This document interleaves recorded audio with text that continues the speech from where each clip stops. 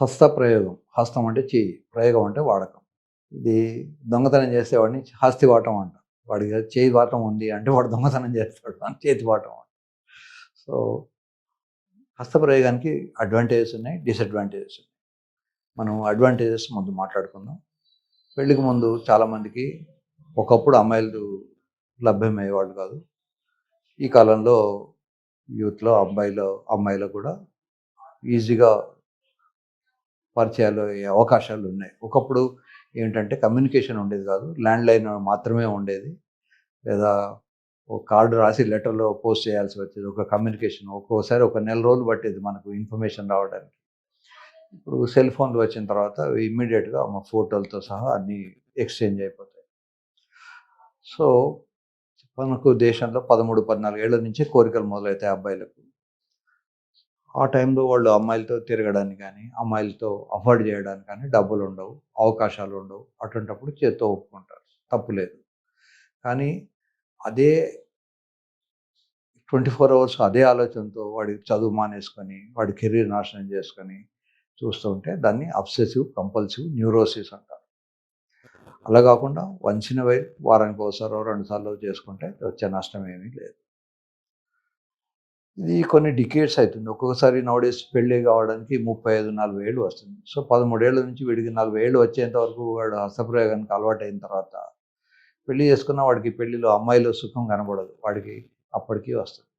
నా దగ్గరకు ఒకసారి ఒక కపుల్ వచ్చారు. అమ్మాయి చెప్తుంది, "సార్ మా ఆయన నాతో సెక్స్ చేయగానే పరిగెత్తుకొని బెడ్‌రూమ్‌లోకి వెళ్తాడు, బాత్రూమ్‌లోకి వెళ్తాడు." మొదట్లో నేను బహుశా క్లీనింగ్ కోసం వెళ్తున్నాడు అనుకున్నాను. కానీ నాకెందుకో అనుమానం వచ్చింది. ఒకసారి ఆయన బాత్రూమ్ తలుపు పూర్తిగా పెట్టకపోతే నా సెల్ ఫోన్‌తో వీడియో రికార్డ్ చేశాను. ఆయన బాత్రూమ్‌లోకి వెళ్ళి అక్కడ మళ్ళీ హస్తప్రయోగం చేసుకుంటున్నాడు. నాతో పడుకున్నవాడు బాగానే పడుకున్నాడు. కానీ అక్కడికి పోయిన తర్వాత చేసుకున్నాడు. సో, భర్త ఇద్దరు వచ్చారు నా దగ్గరికి. నేను అడిగాను, "ఏమయ్య ఏంటి కథ?" "సార్ నాకు హస్తప్రయోగం చేసి ఉంటే గానీ తృప్తి ఉండదు. నో డౌట్ నా భార్య చాలా అందంగా ఉంది. నాకు మంచి సుఖాన్ని కూడా ఇస్తుంది. Highly cooperative. కానీ నాకు తృప్తి మాత్రం అక్కడే ఉంటుంది." సో, తెలుగులో ఒక సామెత ఉంది. "తా మునిగింది గంగ, తా అలాగే తా వలచింది రంభ" అని. అమ్మాయి వికారంగా ఉన్నా కూడా వాడికి నచ్చితే అది అది రంభలాగానే కావాలి. సో, వాడికి ఆ హస్తప్రయోగం అనేది బాగా అలవాటైపోయి అమ్మాయి కన్నా కూడా అది ఎక్కువ.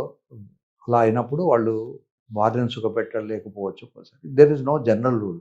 ఈ వ్యక్తి హస్తప్రయోగం చేశాడు కనుక వీళ్ళందరికీ కూడా సంసారంలో తృప్తి లేదు, వీళ్ళకి ప్రాబ్లమ్ ఉంటుందని అనుకోవడానికి లేదు. ఒక్కొక్క వ్యక్తికి ఒక్కొక్క రకంగా బిహేవ్ చేస్తారు. సో, ఆ కపుల్‌కు ఆ పర్టిక్యులర్ ఏజ్‌లో ఆ ప్రాబ్లమ్‌ని మాత్రమే మనం చేయాలి.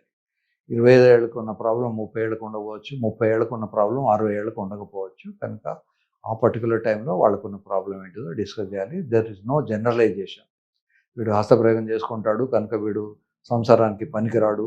లేదా హస్తప్రయోగం చేయడు కనుక వీడు పనికొస్తాడు అనడం అనేది పొరపాటు విషయం. బ్లూ ఫిల్మ్స్‌లో కూడా కొంతమంది ఎక్సైట్ అయిపోతారు. అది బాగా అలవాటైపోయిన తర్వాత వాళ్ళకు న్యాచురల్‌గా హ్యాపీగా అందంగా ఉన్న అమ్మాయి వైఫ్ కూడా పక్కన పడుకున్నా కూడా వాడికి అది ఉండదు. సో, దీన్ని పావ్లోవ్ అనే ఒక రష్యన్ శాస్త్రజ్ఞుడు ఏం చేశాడంటే ఆవులకు ఆహ్, ఒక తిండి పెట్టేసి లోపల హైడ్రోక్లోరిక్ యాసిడ్ తీసి దాన్ని టెస్ట్ చేసేవాడు. ఆ తిండి పెట్టినప్పుడు గంట కొట్టేవాడు. కొద్ది రోజుల తర్వాత తిండి పెట్టకుండా ఊరికే గంట కొడితే కూడా దానికి లోపల యాసిడ్ వచ్చేసింది. అలాగే వీళ్ళకు ఆ పోర్నోగ్రఫీలో బాగా అలవాటైపోయిన తర్వాత పక్కన భార్య ఉన్నా కూడా వాడికి మనస్సు అంతా కూడా దాని మీదనే ఉంటుంది. కొద్దిమందికే, ప్రతి వ్యక్తికి కాదు. పోర్నోగ్రఫీ చాలా మంచిది. పోర్నోగ్రఫీ ముఖ్యంగా ఇద్దరు భార్యాభర్తలు కలిసి చూడాలి. కలిసి చూసినప్పుడు కొత్త కొత్త ఆలోచనలు వస్తాయి. ఓకే. వాళ్ళు చేయగలిగింది మనం మాత్రం ఎందుకు చేయలేము అనేటివి ఉంటాయి.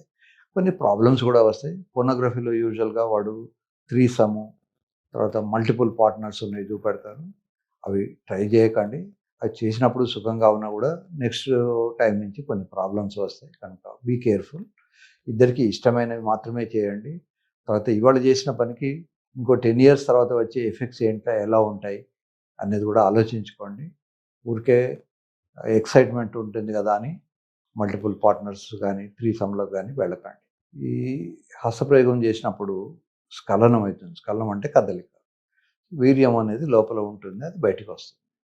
ఈ టెస్టికల్స్‌లో తయారైన వీర్యము డైరెక్ట్‌గా యు మనకు పీనిస్ ద్వారా బయటికి రాదు. సెమినల్ వెసికల్స్ అనే ఒక ప్లేస్‌లోకి వెళ్ళి అక్కడ మెచ్యూర్ అయ్యి తర్వాత వస్తాయి. సో, చాలాసార్లు శృంగారంలో పాల్గొంటే వచ్చే వీర్యంలో వీర్య కణాలు ఉండవు. కానీ కొన్ని ఫ్లూయిడ్స్ ఉంటాయి. ఈ వీర్యంలో ప్రాస్టేట్ నుంచి వచ్చే సీక్రెషన్స్, యురెత్రా నుంచి వచ్చే సీక్రెషన్స్ మిగతా అన్నీ కలిసి మనం వీర్యం అనుకుంటాం. ఇవన్నిట్లలో స్పర్మ్స్ ఉండవు. కనుక ఎవరైతే పిల్లల్ని కనాలనుకుంటారో వాళ్ళు వన్స్ ఇన్ ఏ వైల్ శృంగారంలో పాల్గొనాలి.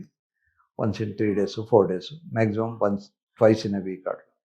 ఎవరైతే రోజుకు 4 సార్లు శృంగారంలో పాల్గొంటారో వాళ్ళకు వీర్యం వస్తుంది కానీ దాంట్లో వీర్య కణాలు ఉండవు.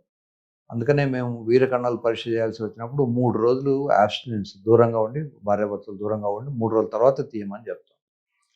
సో అది కూడా హోమ్ కలెక్షన్ ఈజ్ బెటర్. హాస్పిటల్‌లో ఒక్కోసారి భయానికి, టెన్షన్‌కు రాకపోవచ్చు. సో చాలాసార్లు సెక్స్ చేయడం వల్ల ఎంజాయ్‌మెంట్ ఉండొచ్చు. కానీ వీర్యం రాకపోవచ్చు. లేదా వచ్చినా దాంట్లో క్వాలిటీ ఆఫ్ స్పర్మ్స్ అవి తగ్గి ఉండొచ్చు. పిల్లలు కావాలనుకోవడం వేరు, ఎంజాయ్ చేయడం అనుకోవడం వేరు. ఎంజాయ్ చేయడం అనుకునే వాళ్ళు రోజుకు 4 సార్లు కాదు 14 సార్లు కూడా చేయొచ్చు. పిల్లల్ని కనాలనుకున్నప్పుడు మాత్రం కొన్ని రిస్ట్రిక్షన్స్ ఫాలో కావాల్సి వస్తుంది. It's a false concept. చాలామంది ఏమిటంటే ఈ నైట్ ఫాల్ రాత్రిపూట వచ్చే వీర్యాన్ని, దాని చదివి వచ్చే వీర్యాన్ని దాన్ని ఒక డిసీజ్‌గా ఆలోచించుకొని ఒక అపప్రథ క్రియేట్ చేశారు. ప్రతి 800 చుక్కల రక్తము ఒక వీర్యం తయారవుతుందని. అందుకనే చిన్నప్పుడే మనం వ్యాయామశాలకు అట్లా పోయినప్పుడు వాళ్ళక్కడ ఒక లంగోటి కట్టిస్తారు. చెప్తారు, "నువ్వు మాస్టర్బేట్ చేయొద్దు. మాస్టర్బేట్ చేస్తే వీక్ అయిపోతారు" అని ఒక మిస్ కన్సెప్షన్. అసలు మాస్టర్బేట్ చేసినా, సెక్స్ చేసినా జరిగేది ఏమిటంటే వీక్‌నెస్ కాదు, అలసిపోతారు. టైర్డ్‌నెస్. టైర్డ్‌నెస్‌ను వాళ్ళు పొరపాటున వీక్‌నెస్ అనుకొని అది చేస్తుంటారు.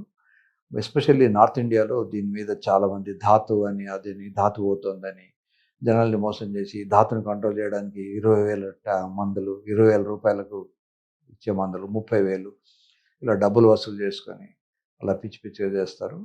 సహజం, శరీరంలో ముక్కులోంచి చీముడు గారుతుంది, కళ్ళల్లో నీళ్లు గారుతాయి, చెవుల్లో జీవులు వస్తుంది. అట్లాగే వీర్యం కూడా వస్తుంది. వీర్యం రాకపోయినంత మాత్రాన వీడేమి గొప్పవాడు కాదు, వీర్యం వచ్చినంత మాత్రాన తక్కువైపోదు. ఇప్పుడు రెగ్యులర్స్ ఉంటారు.